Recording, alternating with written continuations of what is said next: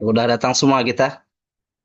Hari ini kita kuliah melalui Zoom ya, karena Bapak tidak sempat untuk offline, dikarenakan ada kesibukan lah di rumah nih, yang harus diselesaikan. Baik, kita langsung saja mulai perkuliahan kita pada hari ini. Kita mulai dengan lapas Bismillahirrahmanirrahim. Assalamualaikum warahmatullahi wabarakatuh.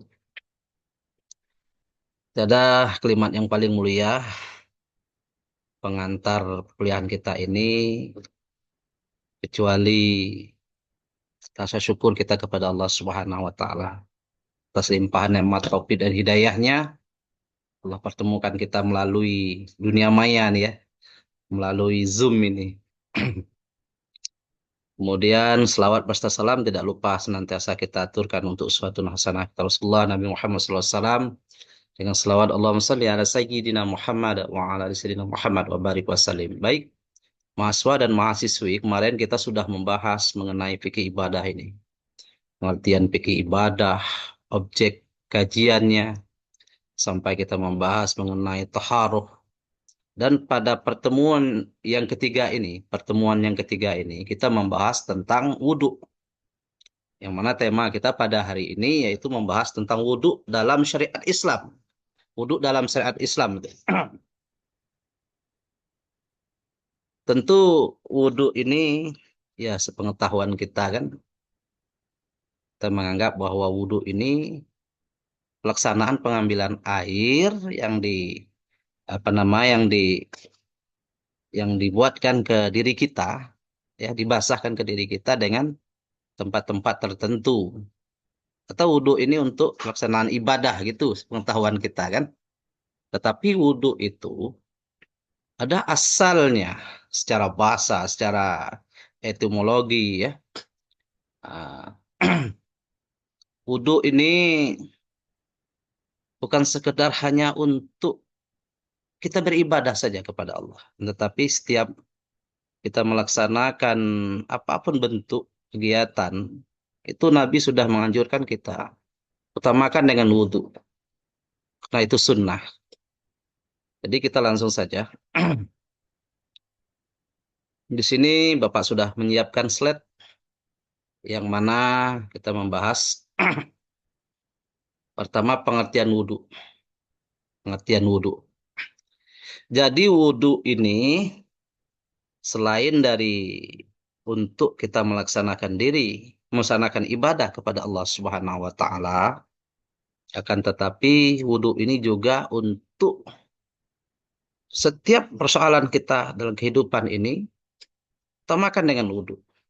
Sebelum berangkat kuliah, sebelum belajar, kemudian juga sebelum tidur, kita laksanakan dengan wudhu. Biar hidup kita itu mendapatkan kesegaran. Pertama, yang kedua mendapat kedamaian, ketenangan. Yang lebih pentingnya wudhu ini adalah salah satu sarana umat muslim untuk mendekatkan dirinya kepada Allah Subhanahu wa taala. Itulah salah satu hikmah dan manfaat wudhu itu kepada kita kaum muslimin. Pengertian wudhu secara bahasa, wudhu itu berasal dari bahasa Arab. Sebenarnya wudhu itu Bapak tidak menjelaskan secara detail pada PowerPoint ini, tapi Bapak jelaskan melalui lisan saja. Asal kata dari wadha'ah. Arti wadha'ah itu bersuci, bersih. Setelah itu ada istilah wadu. Wadu itu artinya, wadu itu air yang suci. Itu arti wadu.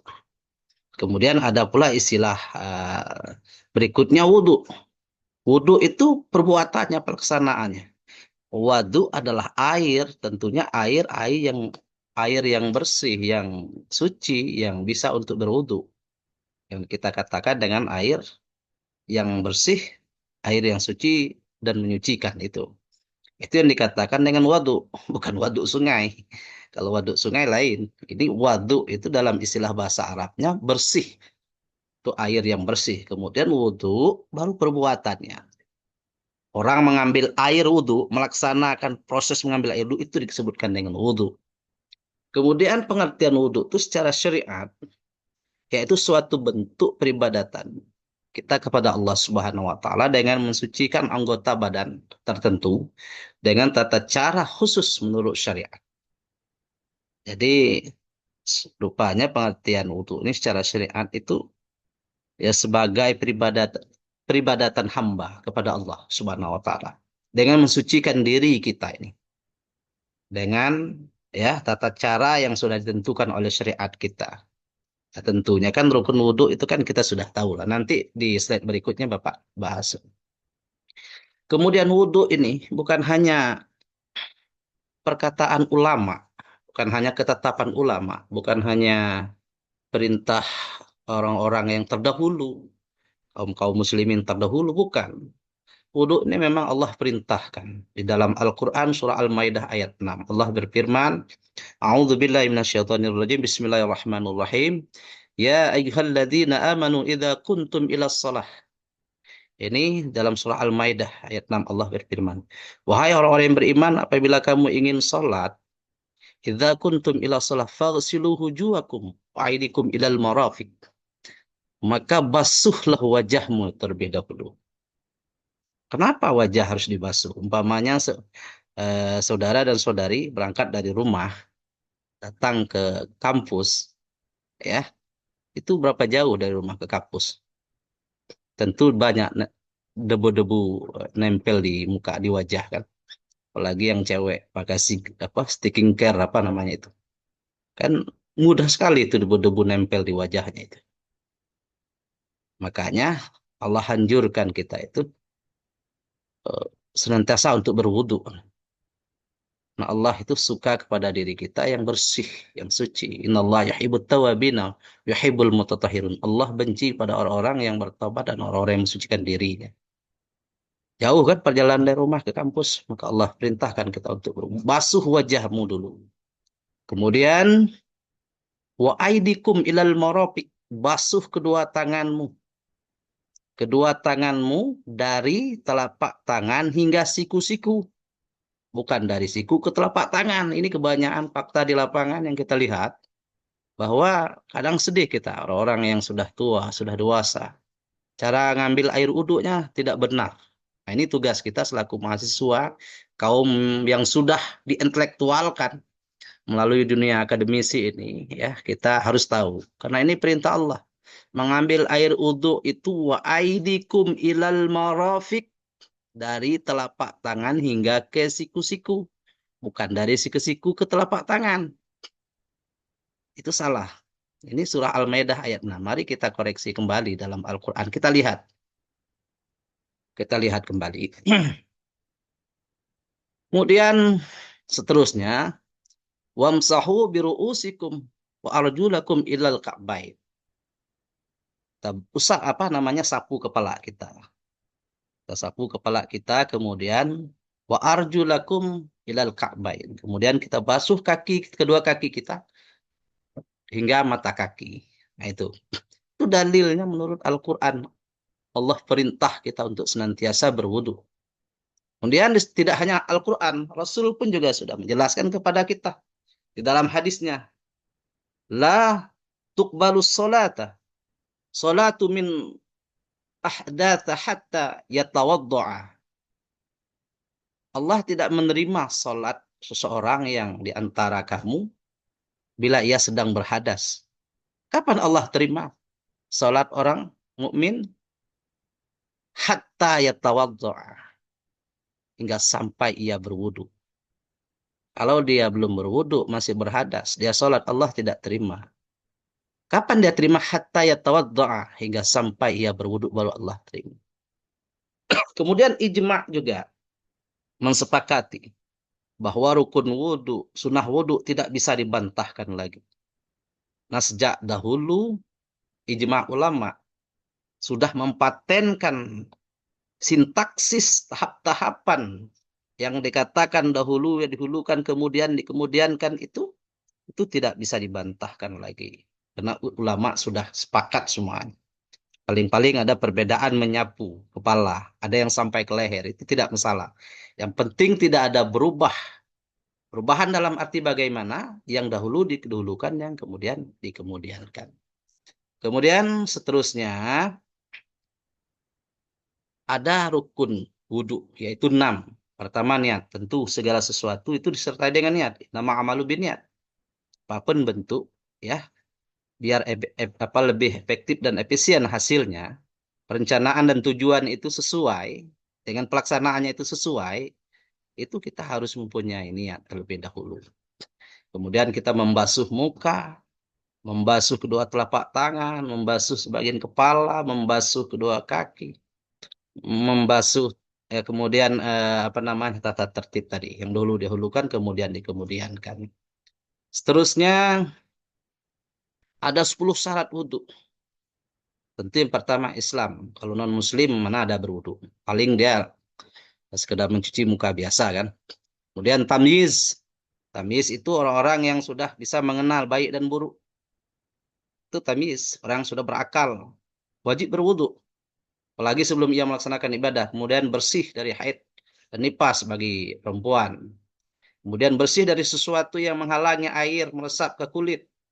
Seperti ada tempelan cat mungkin yang apa namanya yang menjadi tukang atau yang tukang kaligrafi tidak sadar ada cat yang banyak sekali nempel di tangan dan di kakinya. Itu menghalang air wudhu meresap ke kulitnya. Kemudian tidak ada pada anggota wudhu yang mengubah air. Kemudian mengetahui wudhu itu wajib. Kita harus meyakini bahwa wudhu itu wajib sebelum kita melaksanakan ibadah. Tahu wudhu itu wajib bagi kita kaum muslimin. Kita harus meyakinkan itu. Kemudian tidak meyakini wajib itu wudhu itu ada sebagai sunnah wudhu. Tidak. Kita harus menganggap wudhu itu wajib semuanya. Harus menganggap wudhu itu wajib semuanya. Kemudian air suci dan menyucikan harus bersih, ya. Yang disebut dengan air apa namanya itu? Air yang suci menyucikan ya. Disebut dengan air mutlak dalam fikihnya. Kemudian masuk waktu ketika ingin sholat berwuduklah. Kemudian mewalah bagi yang terus-menerus berhadas. Disegerakan bagi yang terus berhadas. Selanjutnya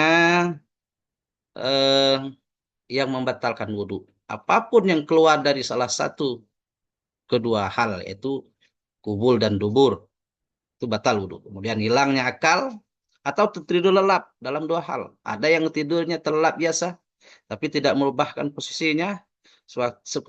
Dia terbangun karena azan, dia tidak perlu mengambil air wudhu. Sah. Wudhunya masih sah, masih ada wudhunya. Karena wudhunya tidak terlelap panjang gitu. Kemudian tidak berubah keadaan. Tapi kalau tidurnya panjang, sudah berubah keadaannya. Apalagi yang tidurnya dari ba'da isya sampai subuh. Itu kalau tidak mengambil wudhu kan tidak mungkin. Karena tangannya itu udah singgah di mana-mana kan. Tidak mungkin tidak mengambil air wudhu. Kita tidak tahu. Itu. Jadi yang tidur terlelap panjang itu harus mengambil wudhu. Kemudian bersentuhan kulit laki-laki dan perempuan yang bukan muhrim. Kemudian menyentuh kubul manusia atau lingkaran duburnya. Ingat, menyentuh semua ini. Mulai dari jari-jari ini ya. Ini kulit yang apa namanya? Kulit telapak tangan ini mulai sampai ke sini ini. Menyentuh dubur kita apa namanya? Dubur kita sendiri itu batal air wudhu kita. Batal air wudhu kita. Sini nih sampai ke sini nih. Kalau sini tidak. Kalau sini tidak batal. Yang sebelah sini ya. Itu batal air wudhu kita. Kemudian sama-sama sampai membangkitkan syahwat. Itu batal air wudhu kita. Seterusnya sunnah wudhu. Pertama membaca bismillah. Kemudian membasuh kedua telapak tangan. Berkumur. Beristisyak. Itu memasukkan air ke dalam hidung. Sampai 3 kali. Itu sunnah Nabi itu. Samping itu juga bisa memberi obat bagi kita. Orang yang sering beristisyak itu, dia jarang sakit kepala. Kemudian beristinsar, itu mengeluarkan air dari hidung. Sampai 3 kali. Insya Allah tidak ada lagi sakit kepala. Kemudian yang terakhir mengusap kedua telinga, bagian luar atau dalam. Bagian luar. Harus yang jempol ini di pas di pangkal telinga. Yang telunjuk ini pas di dalam ini sampai merata semuanya. Nah, itu cara mengambil air wudhu. Mana poin yang penting dalam pembahasan kita ini? Poin yang penting kita harus ingat firman Allah tadi. Ya ayyuhalladzina amanu idza kuntum ila shalah faghsilu wujuhakum wa aydikum ilal marafiq. Mana poin penting yang sering terjadi di tengah masyarakat kita ini? Wa aidikum ilal marafiq, dari telapak tangan hingga ke siku-siku. Jadi dari sini, dari telapak tangan ini ke siku-siku, bukan dari sini ke sini. Karena apa? Menurut penjelasan dokter, dijelaskan juga oleh Ustaz Somad, kalau kita mengambil air wudhu dari siku-siku ke telapak tangan, bagi orang yang mudah alergi, infeksi telapak tangannya, bakterinya itu nyangkut di kukunya itu. Itu gampang sekali tangannya itu infeksi. Itu manfaatnya, itu syariat, itu mengajarkan. Al-Quran sudah memerintahkan kepada kita. Wa aidikum ilal marafiq, dari telapak tangan ke siku-siku. Nah, itu harus kita amalkan dalam kehidupan kita. Kita sudah jadi mahasiswa ini, kita sudah mengerti itu. Baik, barangkali ada yang perlu dipertanyakan dari penjelasan Bapak. Pak, persilakan.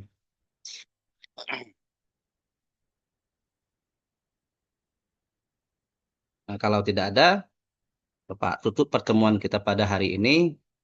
Tentu Bapak berdoa, kita sama-sama berdoa apa yang sudah kita bahas pada kesempatan ini, semoga itu menjadi ilmu pengetahuan bagi kita semuanya hendaknya. Kemudian teriring dengan ridho Allah Subhanahu wa taala, semoga ilmu yang kita bahas pada kesempatan sore menjelang siang ini eh, bisa lengket dan bisa kita amalkan dalam kehidupan kita sehari-hari. Perkuliahan kita pada hari ini kita tutup dengan lafaz Alhamdulillahirabbil alamin. Assalamualaikum warahmatullahi wabarakatuh.